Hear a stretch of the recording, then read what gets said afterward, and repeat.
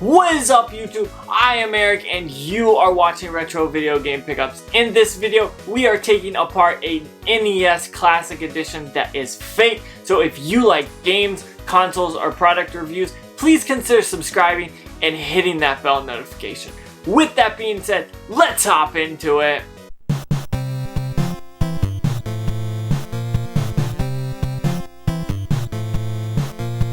Okay, so here I have an NES Classic that is fake. I've looked at this, I've talked about it on the channel. It is as fake as it can be. So what we're gonna do is open this bad boy up over on my desk kind of area, my shop, my whatever you want to call it area, where I take things apart, and we will show you guys what is in this box, and then we will tear it down and have some fun with it. So with that being said, let's flip over to that footage and check it out. Okay, so here we have the Nintendo Entertainment System Classic Edition. That is a very, very good fake, and I've talked about this on the channel, but I wanted to go ahead and take it apart and show you guys kind of what it looks like inside. And so here we are. We've got the fake one here. There's the front. Obviously, it looks really close to the original. And honestly, on the back it looks very close. On the sides it looks very close. There's that sticker that doesn't quite match up, but that was my first red flag. And we talked about this a while back on the channel.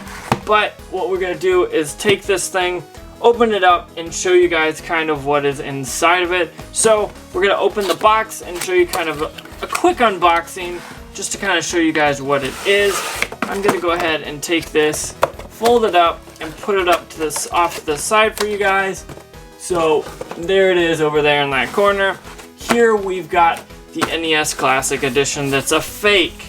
And we're basically going to take it out, and we'll look at it, move this over to the side. Here it looks very, very normal. Yet again, here on the top, in the front it looks normal. On the sides it looks normal. On the back it looks normal. And for the most part, it looks normal here as well.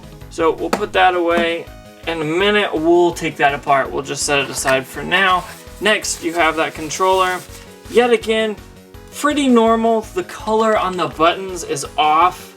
It's like orange, more orange than red, and that kind of threw me for a loop when I first saw this. It's got a normal cord. It might be a little bit longer, but it's got that cord that looks like a Nintendo cord.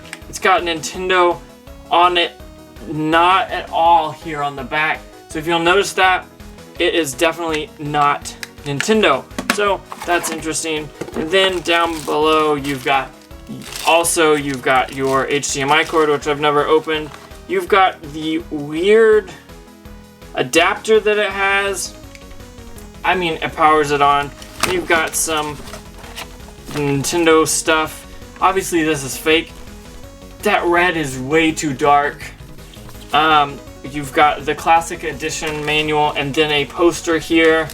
I mean, it's a Nintendo poster. I mean, it's nothing out of the ordinary, obviously, but what we're here to do is tear this thing apart. So I'm gonna put all this back kind of together so it will sit. I'm gonna sit this down, and I have opened this before, so this is not my very first unboxing. So you notice that it's been opened, or looks like it's been opened. That is because it actually has. So what we have here is the controller first. We're gonna grab some screwdriver. Hopefully this one will fit. If not, yes, it will. So let's go ahead and open this bad boy.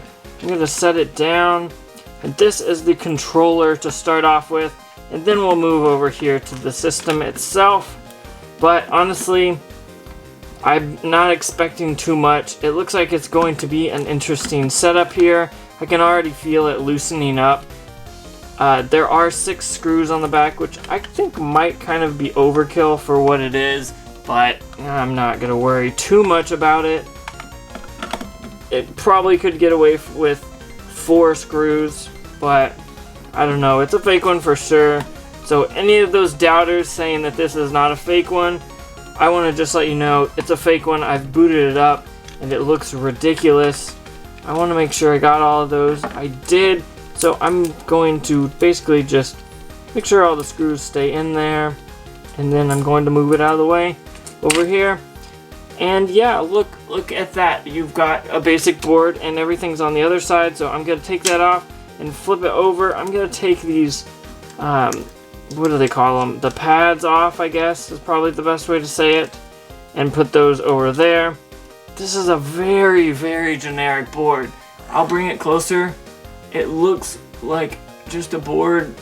You've got 4 buttons here, you've got 2 buttons there, and 2 buttons there, and you've got 5 cords or cables running to that, and they're badly soldered, so I'm not surprised with this. I want to make sure I put everything back the way it goes, so the buttons lay out perfectly, and they work if I try to use them again. So I'm going to lay those right back in there, and we're going to put this back together because I have no reason to kind of have it out, I guess is probably the right word. But look how it kind of lays in there. It's just weird, I think. And I noticed that the reason it has 6 screws is to actually be able to keep that board in place down there. It looks like it should stay the way I have it right now. We will see. I'm going to see if we can get everything set up and screwed back in without any problem. It should be pretty easy. I'm going to set it down. Hopefully we can screw this board back in. Maybe not. Maybe I should screw that one in first, just because of the way the board's set up. It's kind of a weird layout. It looks like it's already stuck in there somehow. Oh, look at that. The board doesn't even want to stay. I'm gonna have to try to get it to go in place. Looks like it's in place, which is okay. And I'm going to try to keep it in place. That is probably going to be the hard part. Let's get all these screws out of there, because honestly this is kind of janky. I wonder if it needs to go this way. If that'll, nope. It's got to go sideways like that. I'm gonna lift it up too, because I think that was pushing the board off as well. Yeah, look at that. Fits much better. And I'm actually going to put in this middle one. That way it keeps the board nice and tight there. And then I'll set it down and we can continue. Now I'm gonna put these in not in a row because I want to make sure I don't mess anything up. I'm sure it doesn't really matter on this board, but I'm just being safe here. Better safe than sorry, they always say. But honestly, that's a really simple board for a controller. Normally you don't see boards that are that simple, but at the same time it is a knockoff, so I'm not really surprised. I expected it to kind of look like that, so I'm not surprised. Hopefully this other board over here will be a little bit more complex than that. I'm assuming it may not be, but we'll see. I'm assuming they have a board for the buttons and then the output. We'll see how it goes, but I'm not sure how that's gonna work out. I'm not sure if I can get the screw in here, honestly.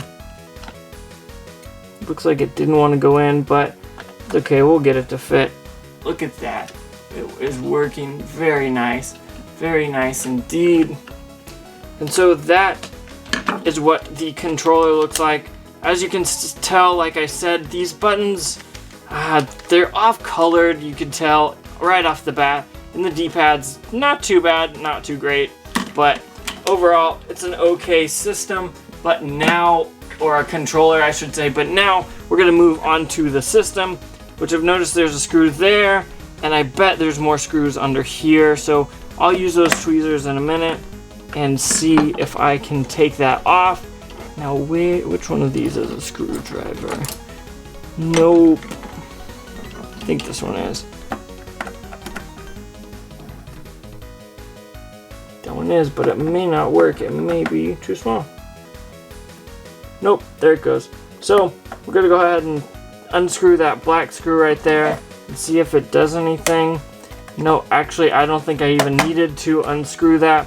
But what we're going to do is grab these tweezers and probably try to get under this because I'm assuming that is where they are. That didn't work, so I'm gonna get a small screwdriver and we are going to try to pry under it and see. Well, that went flying off. I'll get that in a minute, but I didn't expect that at all. So that's kind of funny. I'm just kind of prying these up, putting them off to the side, and let's pry this last one off, see what kind of screwdriver it needs, and then I'll get that other pad. It looks to be like a Phillips head, but I think that one's going to be too small. So let me grab this other one. I do not want to lose those because they will be needed later to make this look like a console when I'm trying it later. Let's see. Nope, that's a tri-wing. I have too many of these tri-wings, so I can never figure out which is which. Here we are. I'm gonna go ahead and put these in here and unscrew it and show you guys kind of how that's working out.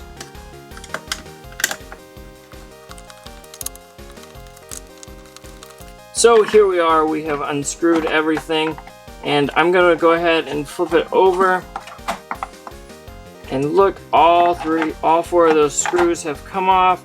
So I'm gonna slide them over here to get them out of the way. I'm gonna flip this over. This is what it looks like normally, and this is what it looks like without the top on. As you can tell, this actually kind of does look like what a normal NES top looks like. So we're gonna kind of slide over here, and then we are going to look at this board more. So as you can see, here are the two ports that you plug in the controllers, and they wire over here on the board. Let's see if I can take those off. So those are both going right there, and what we'll do is make sure we put them in the right spot. So I'll put it back for now, but we'll take that off in just a minute. You've got the two buttons here, the power and the reset button, that both go to this board, and the LED that kind of go to this board that's just kind of slid in there. And did you notice that whenever I slid it out, it actually pulled the buttons out? So that's an interesting fact. So I've got to remember to slide that in and slide that out very nicely there. But we'll leave that in for now. What we're going to do is take this board off and take this board off and kind of talk about it just a little bit and see how that looks. So we're going to take this first board off over here, the one that has all the cables running to it. Now I'm going to set it down so I can unscrew both of these, but I would like to say that yes, those power ports are not the power ports, the actual controller ports do both go to this board, and so I want to make sure that I put them in the right place. The left one is the first one and the right one is the second one, and what I'm going to do is go ahead and try to move those. This does have another ribbon cable to that board and a ribbon cable to this board, and they're both connected, so sadly I'm not going to take those apart right now, but I'm going to take this apart so we can kind of show you what the boards look like all together. And honestly, we'll see how it looks. It looks like it might be a fun thing to kind of just look at for just a second, because it doesn't look too complex, honestly. Whenever I take these systems apart like this, I like to try to keep the screws all together, and that's why I have the two for this board, the two for this board, and then the exterior ones there. And here we are lifting these three boards off. So let's set this off over here. Here are the three boards. Let's see if we can get this thing to focus just a little bit better. Here are the boards. It's pretty basic. It actually looks like there might be some damage over here, which is kind of interesting since, well, I've never had any issues with this board, but whatever. You've got the board for the actual button for the power button here. It's not very pretty. You've got the LED, the power on and power off button, and then just a little clicky button for that reset. Then on the bottom here, you've got the big blob and some capacitors. You've got the big chip there, and then some small ones, or fuses, I guess. And then you've got another one there, and fuses and whatever. And then on the back here, you've got the blob like we talked about, but you have the input for the power and the HDMI. They're just little ports on the back, and you've got your other chips. So this is quite interesting because it is relatively small board that is just a ROM board, and this is completely fake. So I wanted you guys to know what it looked like taking it apart. So what I'm gonna do now is make a little montage of me putting everything back together with the little different camera angles, and then we will meet back up and talk about this afterwards.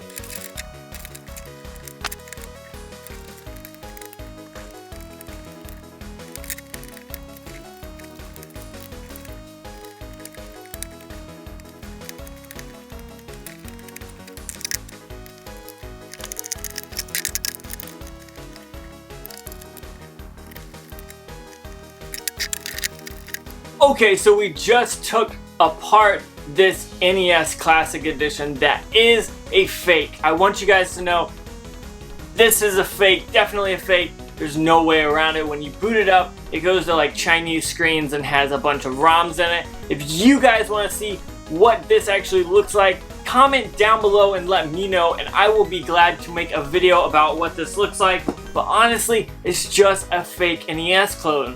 So if you guys like this video, comment down below. I'm gonna try to do a bunch more videos like this where I use that workbench kind of desk area and show you guys kind of the ins and outs of things. I'm interested in that, so I've got some more videos that are based like that in the future, and I want to know what you guys think about it. So with that being said, I want to thank you so much for watching. Don't forget to like, comment, subscribe. Make sure you hit that bell notification because it lets you know when I post more videos, which is every day. In some cases, sometimes I miss a day. So if you like this video, make sure you subscribe, make sure you hit that like button, make sure you do whatever you feel necessary. I want to say one more time, thank you so much for watching, and make sure you have a good day.